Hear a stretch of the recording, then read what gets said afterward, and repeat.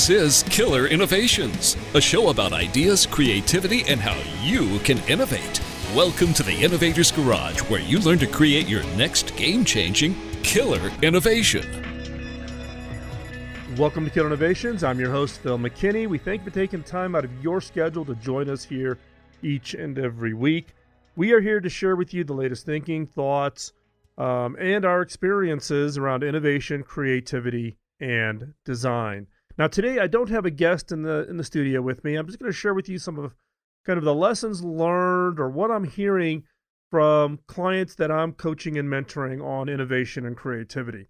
Now, I've been coaching and mentoring senior executives, CEOs, CTOs around the world for many, many years. I don't take many clients, but I do use this as a good opportunity to stay in touch with kind of the day-to-day activities of trying to really drive innovation within organizations. And what I'm hearing and what I've heard over the years is a common set of frustrations around people asking me, why is my idea not getting backed? I've got this great idea, but I can't get my manager, the senior executives, the CEO, the board of directors to support this idea. So I went back and I kind of thought through all of those discussions over the years with different CEOs and CTOs, et cetera. And I've collected up what I call the top 8 reasons why your ideas do not get backed. So these are the top 8 reasons that your ideas don't get backed. Now, be honest with yourself. You're going to listen to this list and you're going, oh, that's not me. That's not me. I know how to do that. Take your blinders off, sit back, and be realistic about reflecting on yourself on these areas that you could improve to do a better job of taking those great ideas that you've got rattling around in your head and to get them accepted. So number 1, your idea is too small. This is one CTOs or chief innovation officers. In this case of these complaints, not only do I hear them from the chief innovation officers and the CTOs, I actually went and validated with the CEOs what these 8 common things was. This came out number 1. Your idea is too small. The CEOs are going to give you kind of a nice pat answer. Ooh, nice idea, but not right now. We don't have the budget. We got other things on our plate. In the back of their mind, it's kind of like, so what? You've got this idea, but it's just way too small. And let me give you an example reference. When I was CTO at Hewlett-Packard, when I retired at the end of 2011, HP was $120 billion in revenue and 240,000 employees. And it had a phenomenal ability to innovate. The challenge was at $120 billion, Wall Street was expecting 4, 5, 6, up to 8% growth. That meant that HP had to grow a Fortune 100 company every year. So at the end of the fiscal year, reported out its annual numbers, started at 0, it had to grow another Fortune 100 company in revenue. Get done with that year, guess what? It's got to grow another Fortune 100 company each and every year. So an idea that's maybe 10 million, maybe 25, maybe 100 million, interesting to most of us, not interesting at all to HP. It just couldn't drive enough impact. They were looking for ideas that were $1 billion, $2 billion kinds of ideas. What that results, though, in is that you invest in your existing products to grow them faster to fill that gap, but you also then look for innovation by acquisition, acquiring companies who've innovated and who've got it to a certain revenue and bring it in. And large companies have become more and more dependent on innovation by acquisition, and that's actually a great strategy if you do it right. A couple weeks ago, we covered this in the show, so go back and find that show, Looking for Innovation by M&A. I think it was 2 weeks ago, 3 weeks ago, I guess, maybe. So go over to Killer Innovations. You can check it out. You can listen to that show where I talk about how do you do good innovation by acquisition. But if you've got that idea and you're trying to get someone to support it, you got to take a look at that idea. Even if you think it's a huge idea, the question you should ask yourself is, how do you plus it? How do you make it 10 times bigger, 10 times better, 10 times cheaper? So the question you should ask yourself is, what would 10x your idea look like?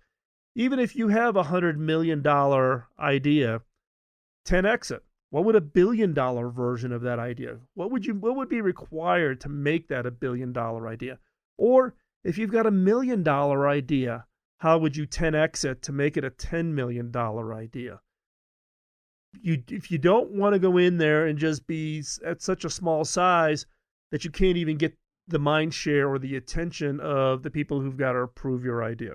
So, number one, your idea is too small. Number two, your pitch for the idea is underwhelming. Big complaint from senior executives.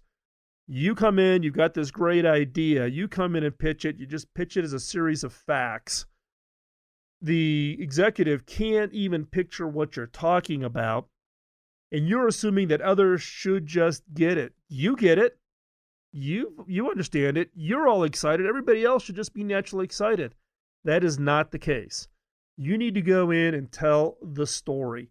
Think about it as a 3-act play. The first act, first part of your presentation, you lay the groundwork, lay the background, tell the story about how you came upon this idea, make it personal, make it passionate. Second act of it, the middle part of it, what's the crises? If you don't do anything, world comes to an end, the business is going to crash, our competitors are going to, stomp all over us. The third and final part of the act of your presentation is nirvana happens, the clouds part, you've solved the problem, everybody lives happily ever after. Structure it like a story, structure it like a play, structure it like a TV show. Everything along those plays and TV shows are all based on a 3-act play. So you build up the tension and you release the tension when you present the solution. Use that same structure for your idea and spend the time to make that pitch really interesting and really exciting. And number 3, you haven't thought through all of the questions that others will ask you. If you go in to pitch the idea and right out of the gate, the person that you're pitching to asks you a question that you should have anticipated, and you fumble the answer, or you go, I haven't thought about that, it signals that you just haven't spent the time. You've got this random idea, and you're just trying to throw it up on the wall to see if it sticks. But you haven't really gone into and spent the time doing deliberate thinking. So ask yourself, what is the hardest or toughest question someone's going to ask you, and then answer it. And then ask yourself, what's the next hardest idea or hardest question? The most challenging question, the question you hope they don't ask you, and answer it. It's proof that you've thought long and hard about the idea, and you've prepared yourself to come in and pitch it. What I always do is we always build what we call an FAQ, frequently asked questions. We get the team around the table, person who's got the core of an idea, talks through the idea, and then everybody else just fires questions as if they were the approval team to really put you through kind of a mock pitch to get your idea approved. What we do is we have someone write down all the questions and then write down your answers. And then we invite everybody to tweak the answer, make the answer better, add more questions to it. And that FAQ document literally becomes the preparation, what you do to really prepare yourself to go in and pitch that idea. So again, the question that you would ask yourself in this case is, what is that hardest and toughest question? That question you just hope they don't ask for, and then answer it. And then do it over and over again and prepare yourself. Spend the time preparing. If you fumble a basic, simple question right out of the gate in your pitch, the people who are trying to approve your idea, to give you funding, whether it's a venture capitalist or a CEO or the board of directors or the funders, if you're trying to raise money for a nonprofit and you've got this really great idea and you need to raise money to put a program out to help kids in school, whatever it is, you need to prepare. Don't go in just thinking, hey, I got this great idea, I'm going to pitch it, they're going to love it, they're going to write me a check, or they're going to give me the green light, right? Spend the time preparing. So again, we're going to cover all top 8 reasons why your ideas don't get backed. We are going to take a quick commercial break. We'll be back here in just a second. We've covered the first 3. We've got 5 more to go. Now, before we go to commercial break, I just want to give you a heads up. At the end of the show, I'm going to share with you the contest that we're going to run starting in January, running it through the early part of March. where you will have an opportunity to get a 1-hour segment of the Killer Innovation Show across 35 radio stations here in the U.S. and our international audience for the podcast. And you will get a chance to tell your story, tell about your product, tell about your company, but it's going to be a competition and it's going to be tough. I'm going to explain that at the end of the show. So don't go anywhere. Stay right where you're at. We'll explain at the end of the show how that contest is going to work and what you're going to need to do to start preparing for that. So stay right there. We're going to be right back. You're listening to Killer Innovations on the BizTalk Radio Network.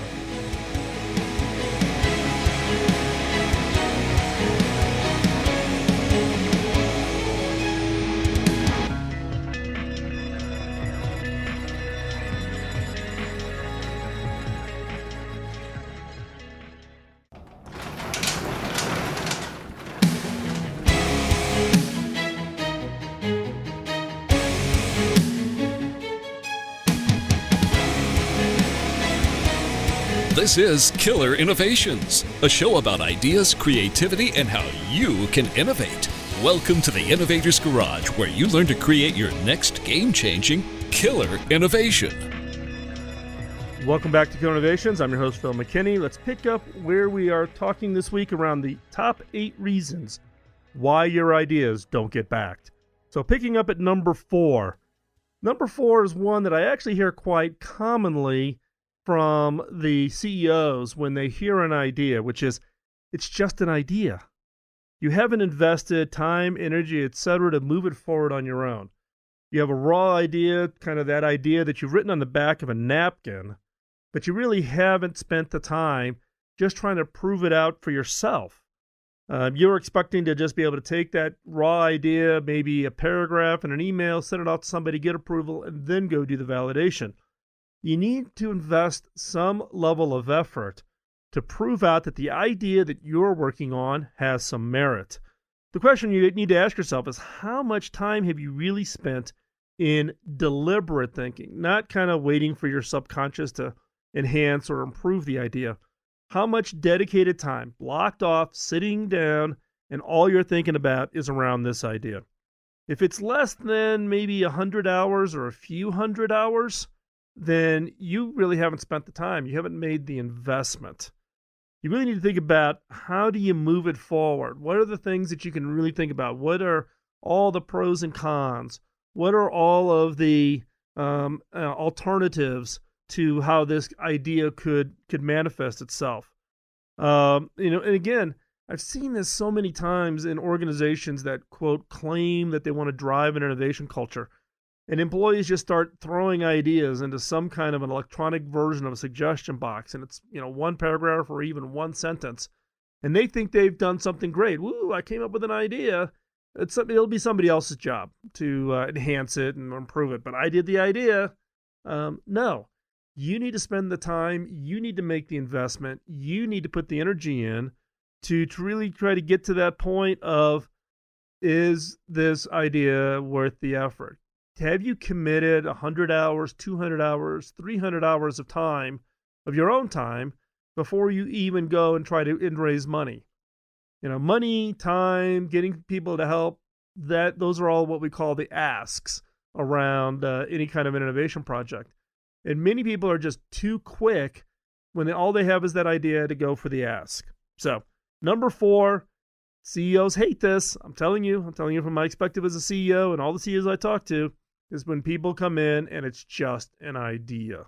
You haven't really put the thought process in, and then you haven't fed that thought process into your pitch to convince somebody that you really thought long and hard about it, and that they should also likewise think long and hard about it and turn that into something that's really going to be great. So what is it you should do in this case? You should ask yourself why is your idea so great? Why is it so great? And then ask yourself, well, why? Well, it's because of this. And then you ask yourself, well, why that? Well, it's because of this. You should go through the ask why 5 times. So you start off by asking, why is your idea so great?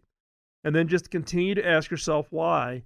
And then when you answer that, go prove it. Go think really long and hard about it. Really understand it so that you can actually get into that level of depth and understanding around that core idea that you're thinking about. Now, number 5 kind of feeds into this, right? So number 4 is just an idea.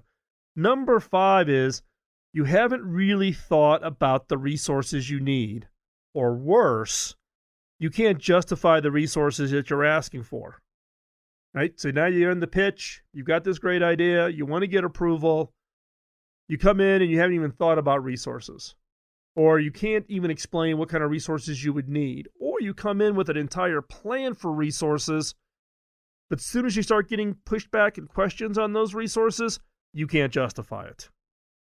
And it kind of ties into you haven't really thought long and hard enough about the idea. So this creation and formation of the ask is critically important. Any senior executive that you're pitching or venture capitalist that you're pitching to get funding, first question you got to be able to answer is how did you come up with this projection? Oh, I need 10 people, I need $2 million, and I need 18 months. How did you come up with that projection? The next question you're most likely going to get asked is what's the risk that if you miss on those estimates? Everybody understands their estimates. They're not locked in stone. A lot of risk involved in innovation. Failures to be expected. But you got to be able to ask, what's the risk? The next question that should get stacked on top of that is how will you limit the downside risk while not being overly conservative? This is such a great idea, and we're so excited, and you got us all wound up about it. We want it yesterday. But how do you limit the downside risk without being overly conservative? Now, this gets into the stage gate process, which I'm a big fan of, and I talk about all the time. And again, there's been both podcast and over on the blog over at philmckinney.com, all kinds of articles around stage gates. There's a sample innovation funnel and a sample stage gate process that you can actually download and check it out. In fact, we'll put a link in the show notes just to make it easy. So the questions you really need to think about when you think about, you really haven't thought about the resources is you must be able to answer what resources will you need and what are the options to execute while limiting risk and exposure. Because when a CEO says, hey, you haven't really thought about the resources you need, what they're really signaling is either one, you haven't really thought about it, or number two, that's too big of a number, I'm not comfortable with it. So again, with a stage gate process, you break it down into little pieces. I need $2 million over the entire project, but I really only need $150,000 to do this little experiment and prove out that the idea is really good. Then I need another $300,000 to do this. Then I need $700,000 to do the next phase. If you chunk it down, then rather than saying I need you to commit to $2 million, I really just need you to commit to $150,000. That significantly lowers the risk. It also significantly lowers your CEO's blood pressure. Trust me, I'm on this side of the table now as a CEO, and when people really think through that risk management along with, though, excitement and passion and aggressiveness in the innovation process, those kinds of projects truly get me excited. So again, we're up through number 5. We're going to cover the top 8 reasons why your ideas don't get backed. We've covered number 1, your idea is too small. Number 2, your pitch for the idea is underwhelming. Number 3, you haven't thought through all of the questions that others will ask. Number 4, it's just an idea. You really haven't invested the time to really deliberate thinking. Number 5, you haven't thought about the resources that you need to make this project successful. We're going to cover the next 3 through the rest of the show, so stay right there. We're going to be right back after this quick commercial break. You're listening to Killer Innovations on the BizTalk Radio Network.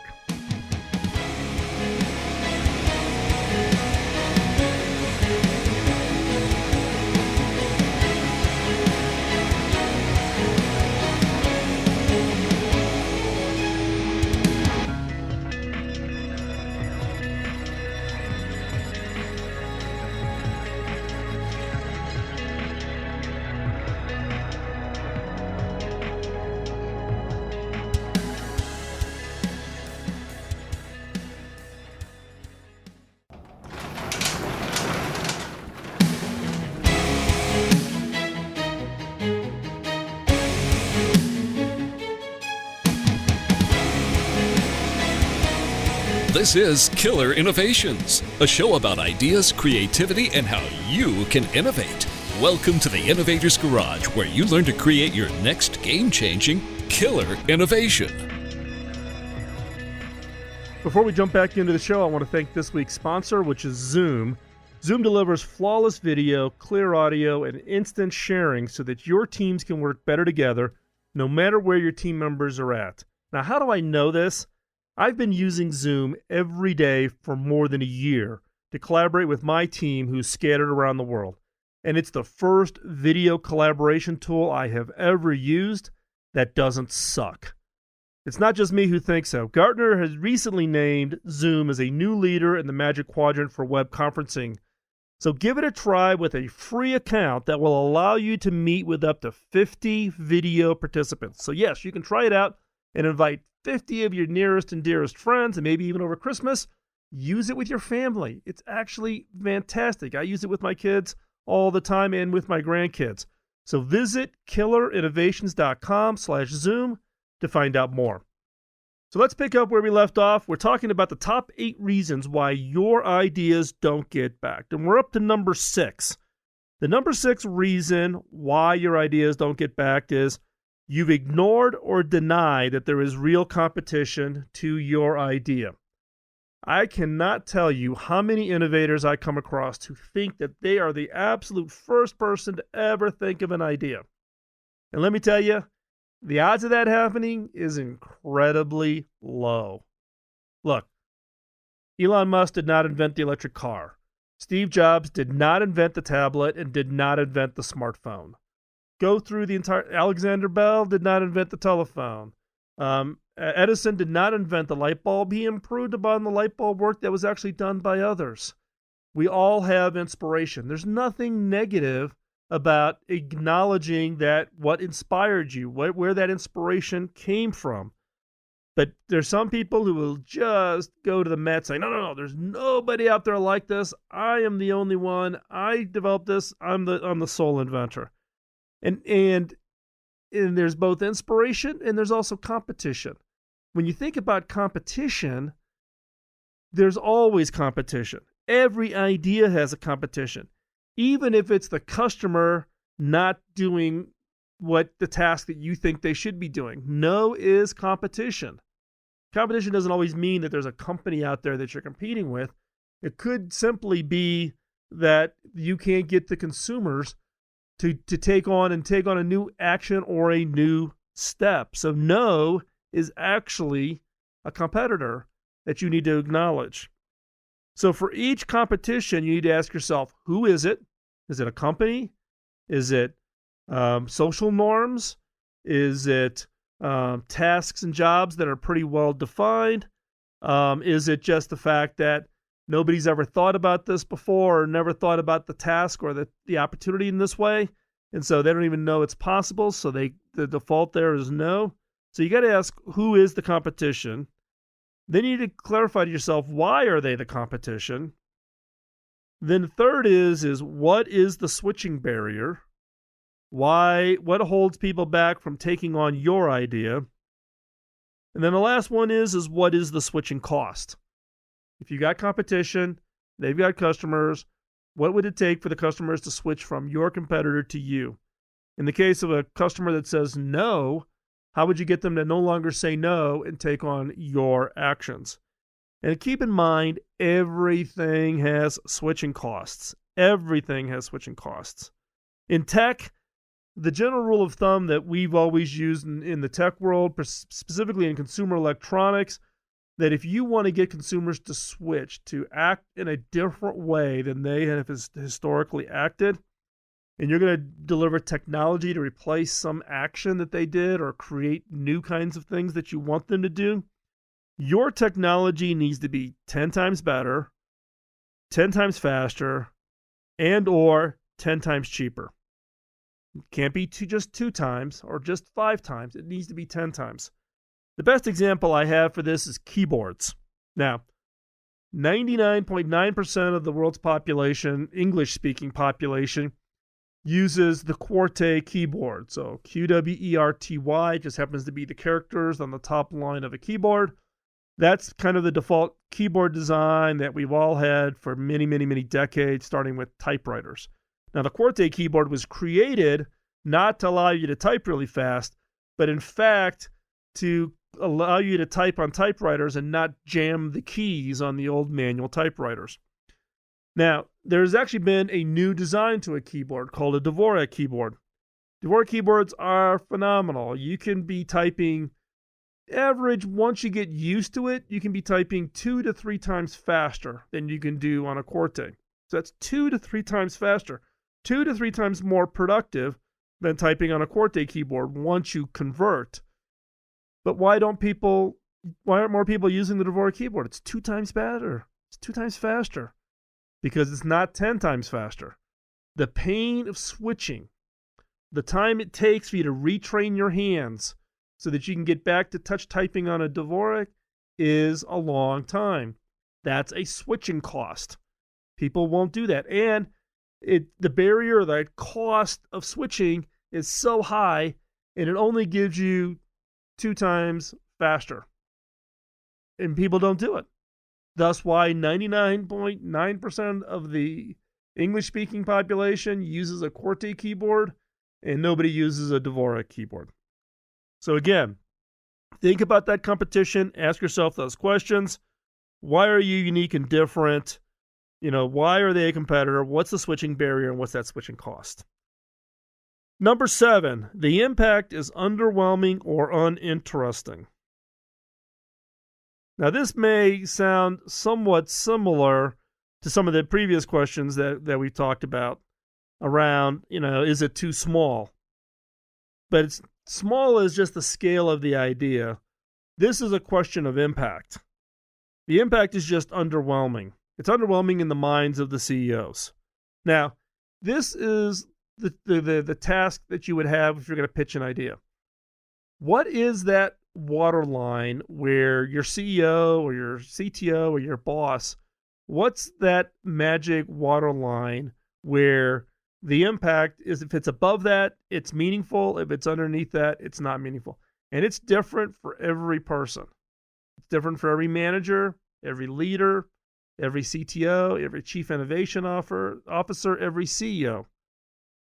So with limited resources, and look, there's no lack of ideas, right? Look, you can, if you're establishing an innovation culture, you've equipped your teams to do really good quality next generation brainstorming. You have a top-notch ranking process to identify the best ideas out of the pool of ideas that get generated. You don't lack for ideas, but you have limited resources. It's the challenge of 2 arms, 2 legs, 24 hours a day, and only so much money.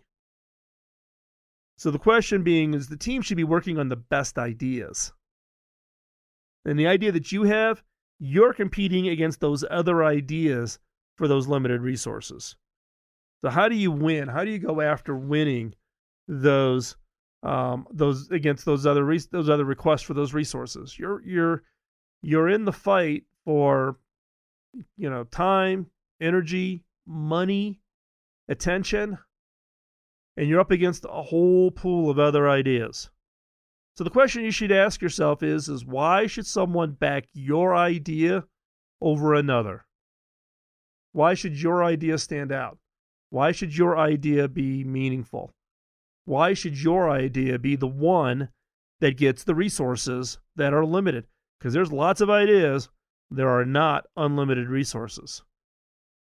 And in many cases, I've heard CEOs complain about this, where someone comes in and pitches an idea, and they just think that there's this unlimited magic bucket of money hidden somewhere in the budget that you can get funded from. There's budgeting, there's oversight from the board of directors, there's commitments that are already made heading into the early budget cycle.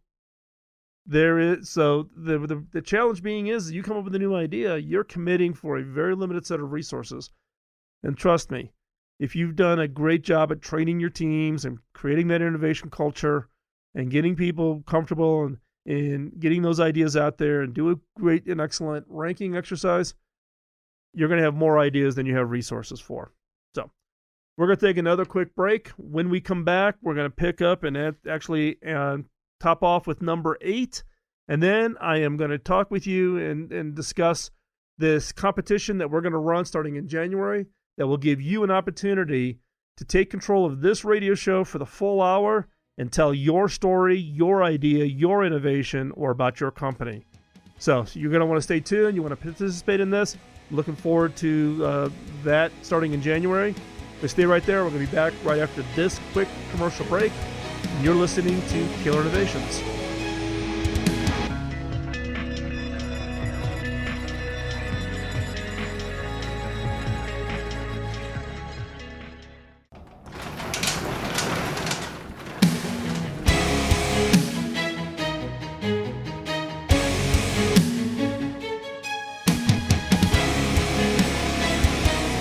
This is Killer Innovations, a show about ideas, creativity, and how you can innovate. Welcome to the Innovator's Garage, where you learn to create your next game-changing killer innovation.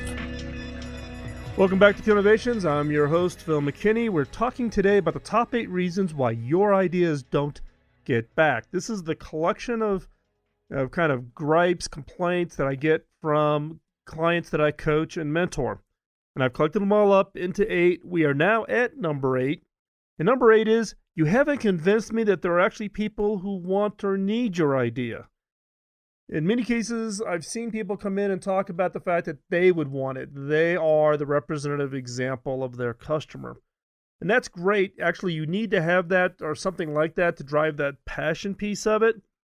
But when you come up with that idea and you document it, do some kind of validation. You haven't convinced whoever it is you need to get the approval from, whether it's a venture capitalist, your boss, the CEO, or if you're going to do a startup, getting the permission of your spouse to actually go take that 401k, cash it out, and start your business.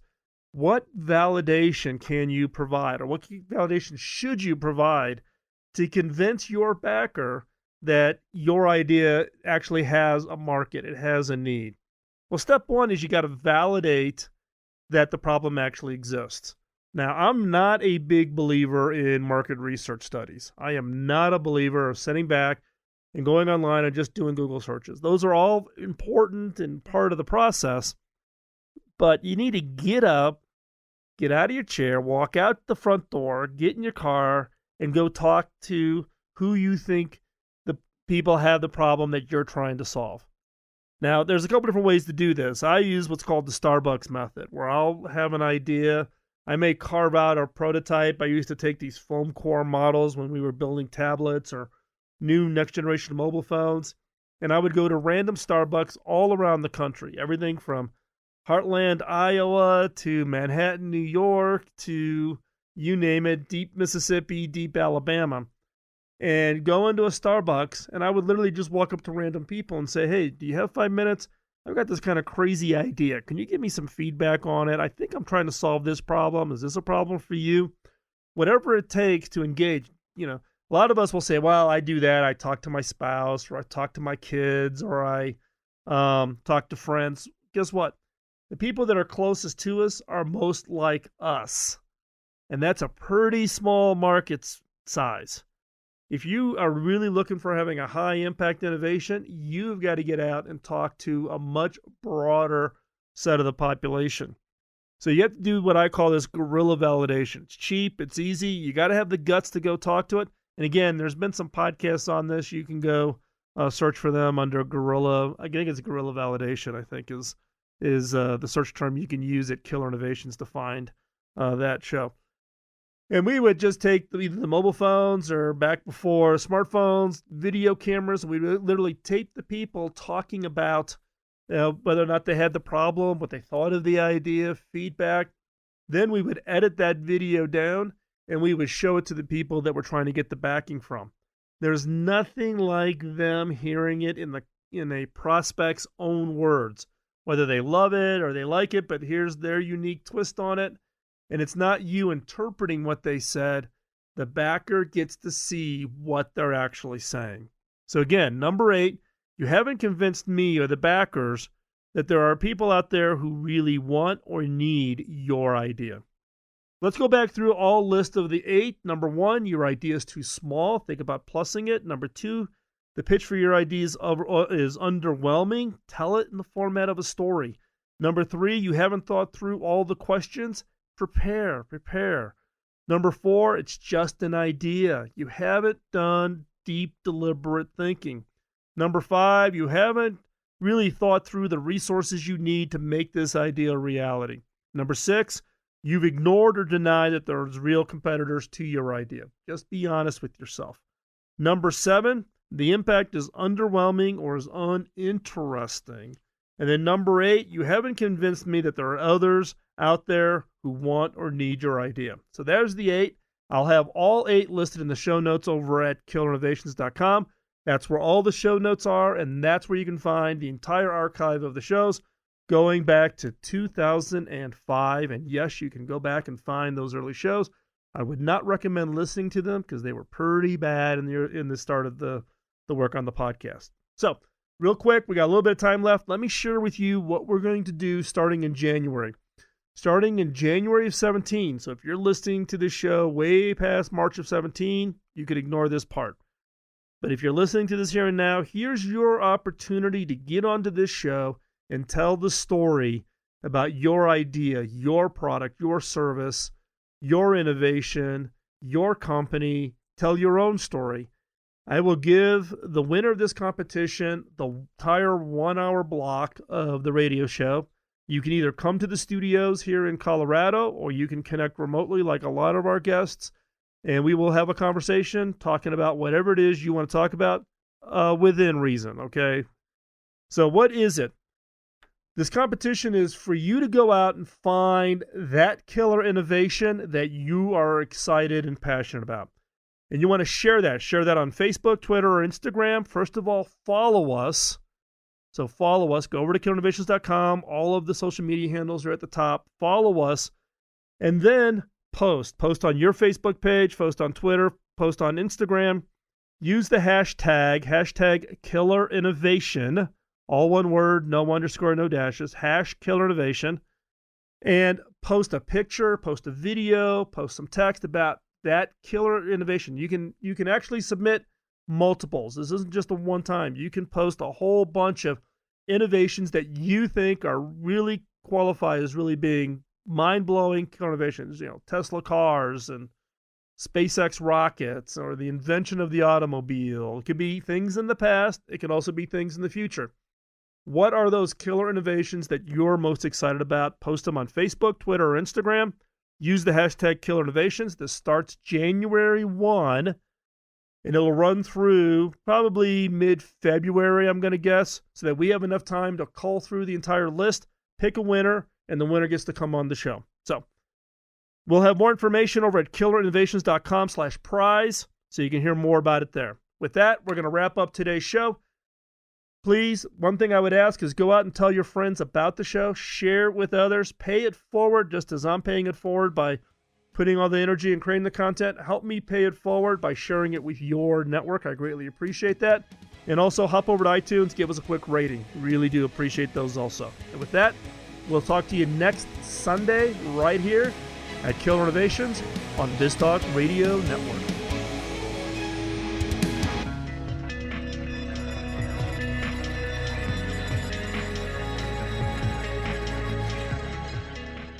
Autism. 1 out of every 68 children in America are impacted across every race, ethnicity, and socioeconomic group.